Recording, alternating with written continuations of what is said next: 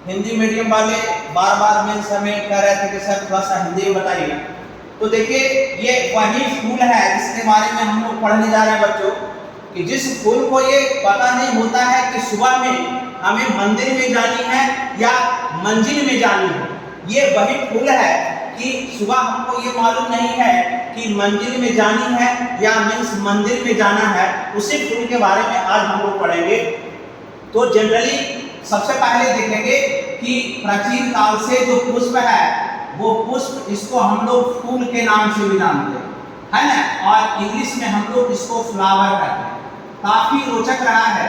प्राचीन काल में देखिए हम लोग इसकी खेती भी करते हैं। आज के डेट में ये पुष्प की खेती करके हम लोग इससे मीन्स की पैसा वगैरह भी अर्न करते हैं, जिसको ये अलग शाखा में रखा गया है। उसको हम लोग बोलते हैं पुष्प कृषि, है ना। और पुष्प कृषि के अंतर्गत जो पुष्प होते हैं उनके विभिन्न वैरायटी के बारे में भी जो है वो उसको उत्पादन करते हैं। और इसी में इसका एक अलग ब्रांच है आगे चलकर, है ना, जिसमें हम लोग केवल पुष्प के बारे में अध्ययन करते हैं, वो एंथोलॉजी कहलाता है। एग्जाम में पूछता है पुष्प की खेती को क्या कहते हैं बच्चों, पुष्प कृषि।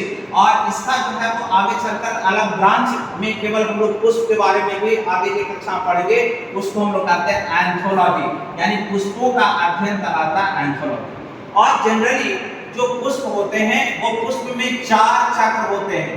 कितने चक्र होते हैं? 4 चक्र होते हैं। चक्र को बोलते हैं होठ। और वो जो 4 चक्र होता है, ठीक ना, उस 4 चक्र में क्या होता है, सबसे पहला जो चक्र होता है उसको हम लोग कहते हैं वाह दल पुंज। दूसरा होता है दल पुंज, है ना, दूसरा चक्र दल पुंज। और तीसरा जो चक्र होता है वो कहलाता है पुमांग। और ये चौथा जो चक्र होता है उसका नाम है जायांग। क्या नाम है? जायांग। तो वाह दल पुंज पहला चक्र हुआ, दूसरा चक्र मीन्स दल पुंज, तीसरा पुमांग और जायांग। ये 4 चक्र होते हैं।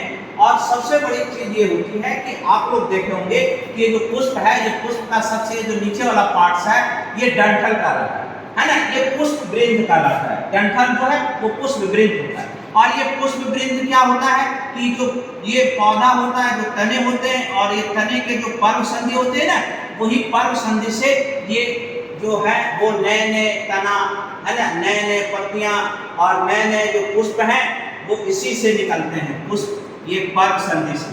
तो ये जो है भाग कहलाता है पुष्प वृंद। और वो पुष्प वृंद के ऊपर ये लोटनी के सदृश ये जो रचना दिखाई पड़ रहा है बच्चों, ये कहलाता पुष्पासन, है ना, पुष्पासन। तो ये जो पुष्पासन होता है वो क्या होता है? पुष्प मीन्स होता है पुष्प, और आसन मीन्स बैठने वाला, जिस पर ये पुष्प के जितने सारे चक्र हैं, चारों चक्र हैं, वो इसी पर बैठा हुआ रहता है। यानी बादल पुंज, दल पुंज, उमंग और जयांग, ये चारों भाग मीन्स बैठा रहता है। तो ये सबसे बाहर ये हरा वाला जो भाग दिखाई पड़ रही है, सबसे पुष्प का ये हरा वाला जो भाग दिखाई पड़ रही है वो कहलाता है वाह दल पुंज। क्या कहलाता है? वाह दल पुंज। और ये हरे भाग होते हैं। और वाह दल पुंज के एक इकाई को हम लोग वाह दल कहते हैं, और इंग्लिश में उसको सेपल कहते हैं। क्या कहते हैं? जो वाह दल पुंज होता है उस वाह दल पुंज के एक इकाई को क्या कहते हैं? आता बोर्ड में वाह दल कहते हैं। तो ये जो वाह दल पुंज है वो पहला चक्र है ना। और ये जो पहला चक्र है उस वो वाह दल पुंज कहलाता है, उसके एक इकाई को हम लोग वाह दल कहते हैं। दूसरा जो है उससे सटे ये जो भाग होता है, ये भाग रंगीन होता है, यानी कलरफुल होता है। कोई भी पुष्प है हम लोग गिफ्ट में देते हैं, गुलाब का फूल या किसी को हम लोग गिफ्ट देते हैं, मंदिर वगैरह में जब चढ़ाते हैं तो देखिएगा, है ना, शंकर भगवान का या सरस्वती जी पर सबका अलग अलग पुष्प चढ़ता है। तो वो अलग अलग कलर का जो पुष्प दिखाई पड़ता है, लाल है, पीला है, नीला है ना, वो जो रंगीन भाग दिखाई पड़ रहा है पुष्प का, वो रंगीन भाग कौन सा होता है बच्चों? दल पुंज होता है। और ये दल पुंज के एक इकाई को हम लोग क्या कहते हैं? दल कहते हैं, अर्थात पेटल कहते हैं। ये देख रहे हैं, ये जो है वो एक दल हो जाएगा, ये एक दल होगा और एक दल होगा। तो दलों के जो समूह होते हैं उसी को दल पुंज कहते हैं।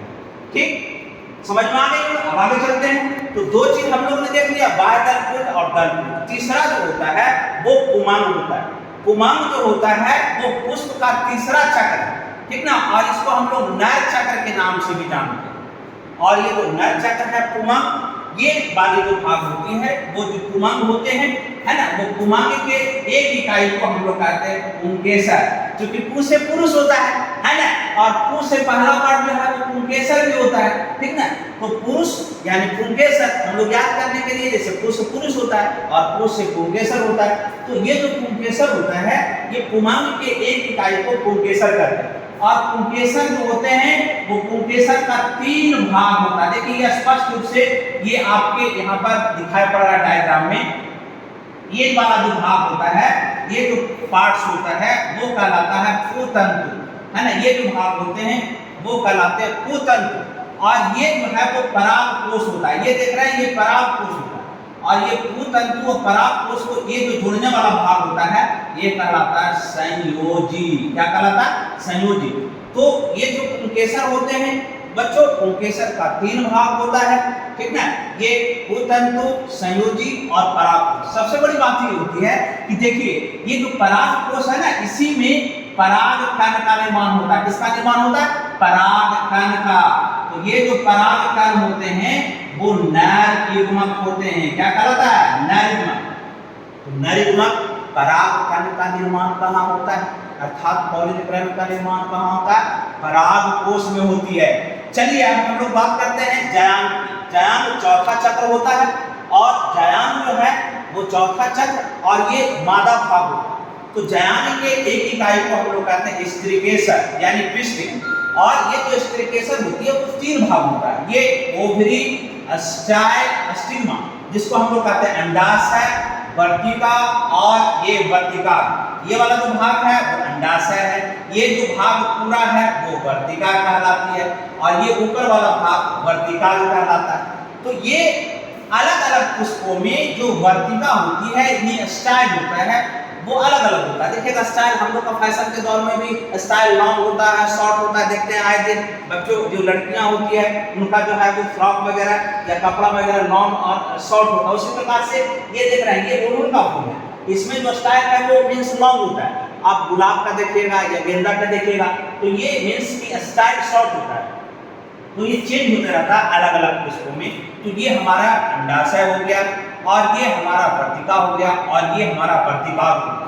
तो ये मादा भाग होता है। और यही जो परागकोश होते हैं वो परागकोश के जो परागकण होते हैं वही परागकण पुष्पों के जो वर्तिकाग्र पर आती है तो वही कहलाता है परागन। क्या कहलाता है?